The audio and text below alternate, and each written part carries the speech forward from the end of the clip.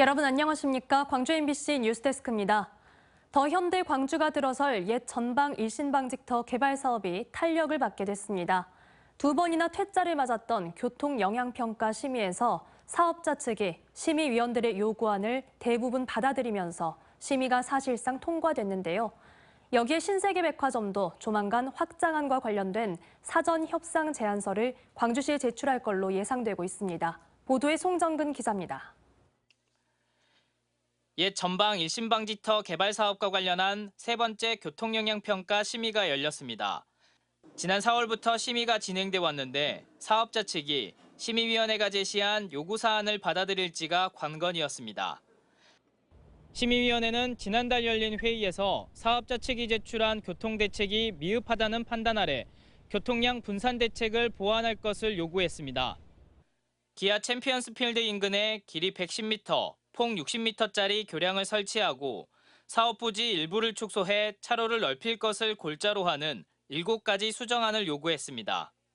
신호체계 개선 등 경미한 사안을 제외한 민감한 사안들이 대부분 받아들여지면서 사실상 심의가 통과됐습니다. 광주시가 도시계획 심의 등을 거쳐 다음 달 지구 단위 계획을 결정 고시하면 내년 상반기에 건축 인허가 절차를 거쳐 후반기에는 첫 삽을 뜰 것으로 예상되고 있습니다. 하반기부터 건축 인허가 절차를 밟아서 내년에면 착공을 시작하고 27년에 건축을 완공해서 28년에 복합 쇼핑몰 개점을 오픈하도록. 백화점 확장을 추진하고 있는 광주 신세계는 이번 달 말이나 다음 달 초 사전 협상 제안서를 시에 제출할 것으로 알려지고 있습니다. 사전 협상 제안서에는 터미널 기능 유지, 교통대책, 공공기여금 등의 내용이 담기는데 제안서가 접수되면 본격적인 행정 절차가 시작됩니다. 광주 신세계는 오는 2028년 백화점 확장 완공을 목표로 하고 있습니다. 광주천을 사이에 두고 도보로 10분 정도 걸리는 거리에 서로 위치한 더 현대와 광주 신세계가 광주 첫 복합 쇼핑몰 타이틀 선점을 두고 양보 없는 경쟁을 본격화하고 있습니다. MBC 뉴스 송정근입니다.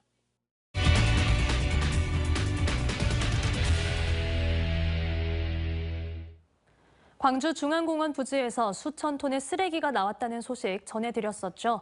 현장 주변에는 쓰레기가 더 묻혀 있을 가능성이 있는데도 광주시는 공사하다가 쓰레기가 더 나오면 그때 가서 처리하겠다는 소극적인 입장이었습니다. 하지만 비판이 쏟아지자 광주시는 하루 만에 입장을 바꿔 조사를 확대하기로 했습니다. 천홍희 기자가 한 걸음 더 집중 취재했습니다.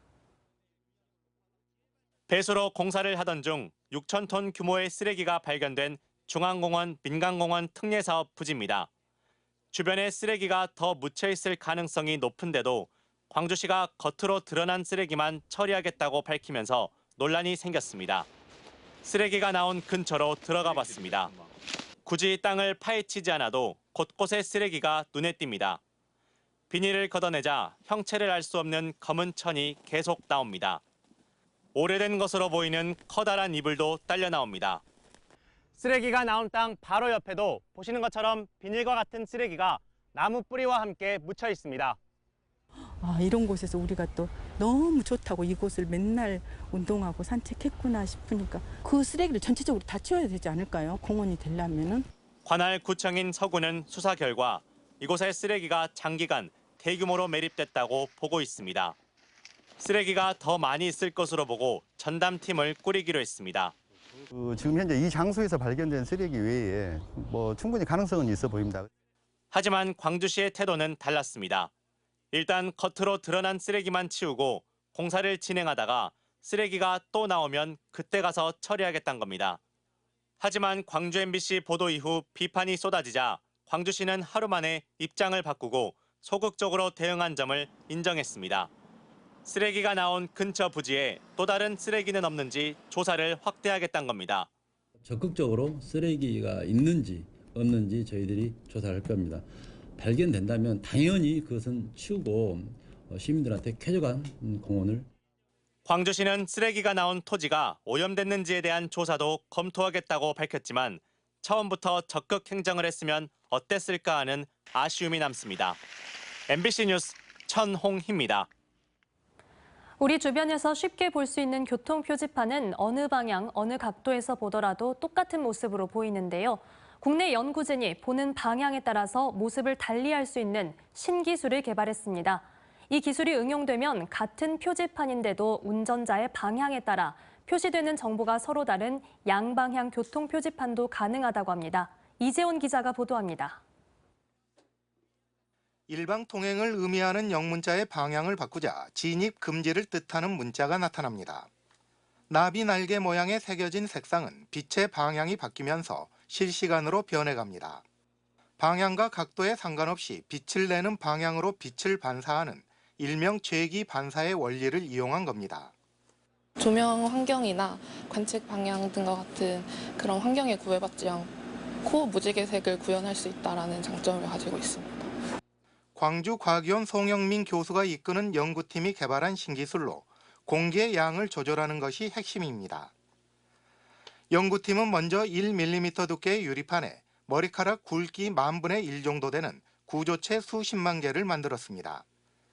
그리고 구조체 속에 들어가는 공기의 양이 서로 다르게 조절했습니다.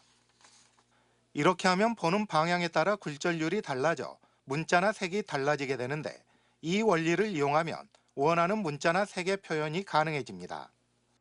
복잡하고 선명한 색상을 구현하는 데 한계가 있는 기존 기술을 대체한 신기술로 연구팀은 진입 방향에 따라 서로 다른 정보를 줄 수 있는 교통 표지판 등 양방향 디스플레이로 활용이 가능할 것으로 기대하고 있습니다.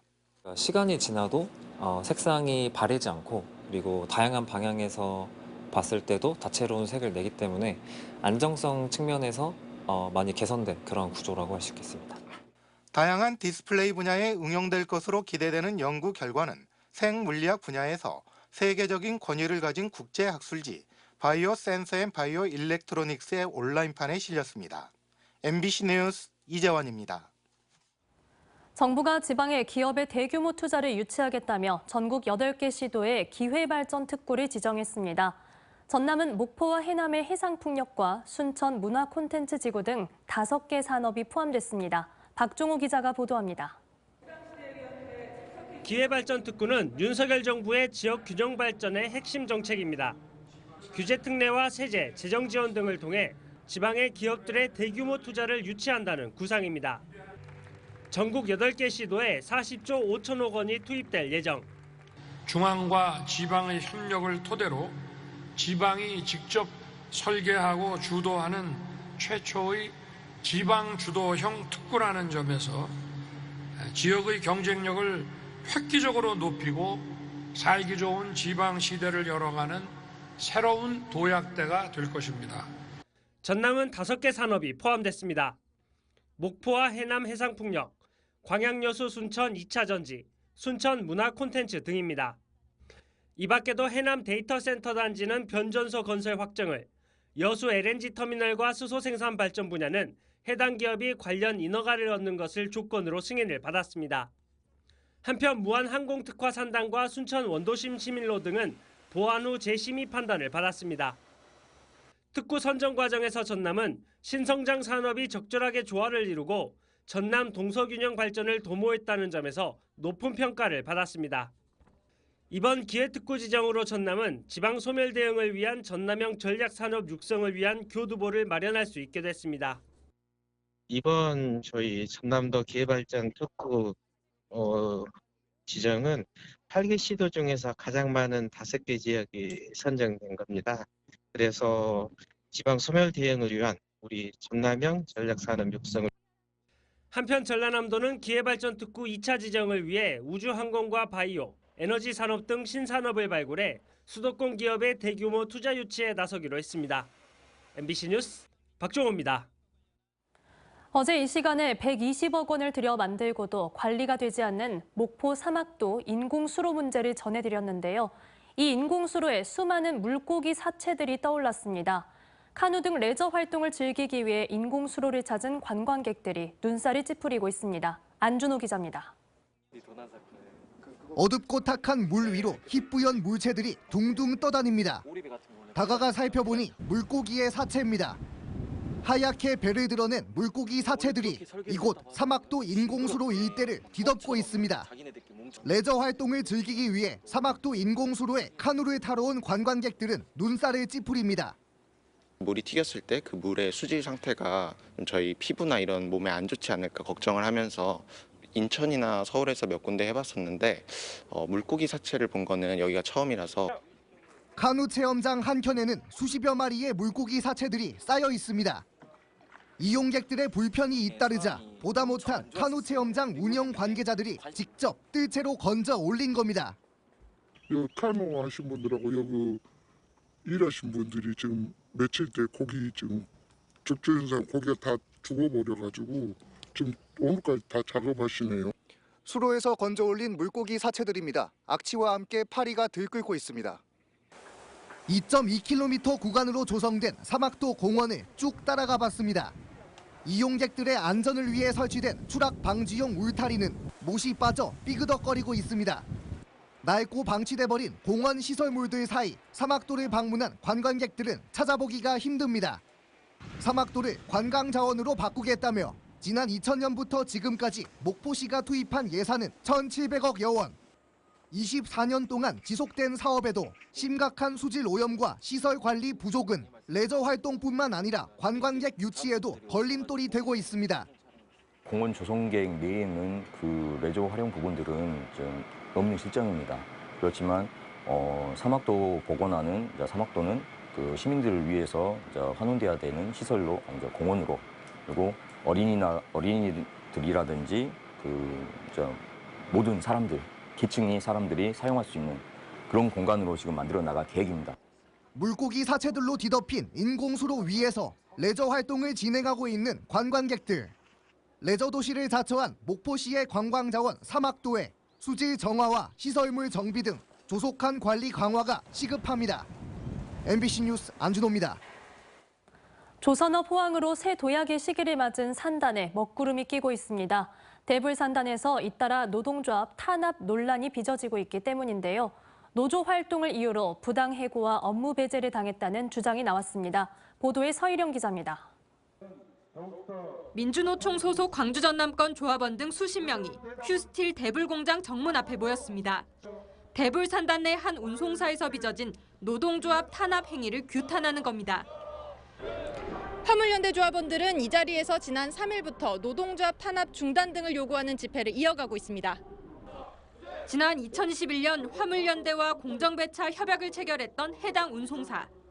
조합원들은 사측이 블랙리스트를 작성해 조합원 일부를 배차 배제시키고 금품을 수수하는 등 약속이 이행되지 않았다고 주장하고 있습니다. 이렇게 좀 미운 사람은 멀리 보내고 가까운 사람은 편한 데 보내고 그 과정에서 일들이 많이 벌어지고 있어요. 노조는 발주사인 휴스틸 측도 논란에서 무관하지 않다며 철저한 관리 감독을 요구했습니다.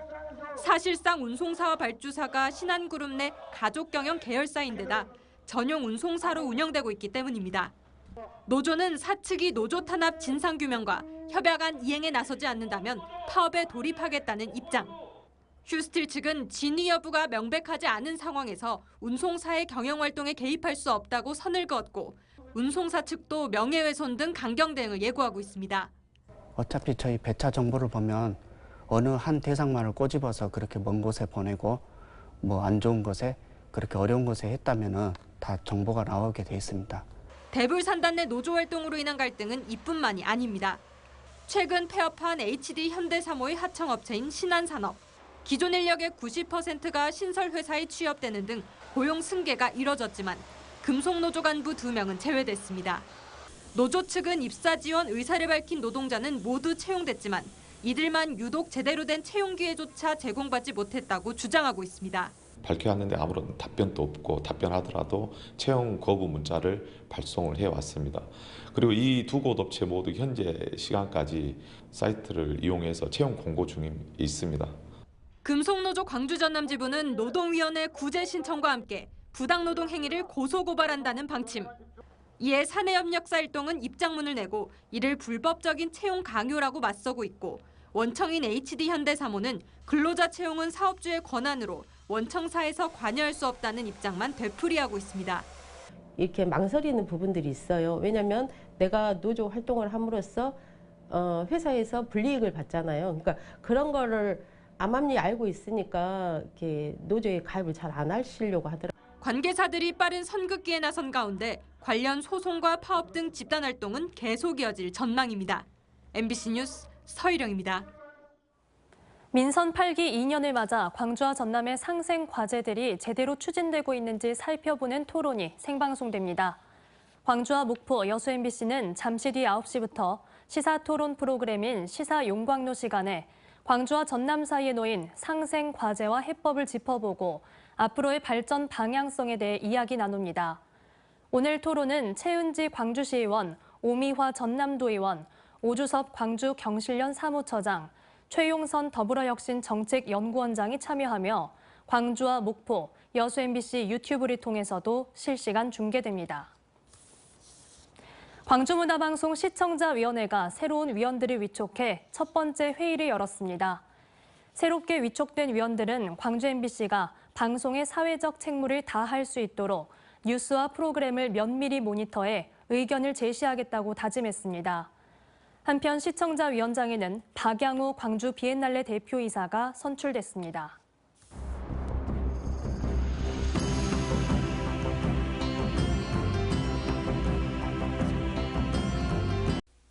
언제 어디서나 내 손 안의 뉴스. 광주 MBC 뉴스 유튜브 구독으로 함께하세요.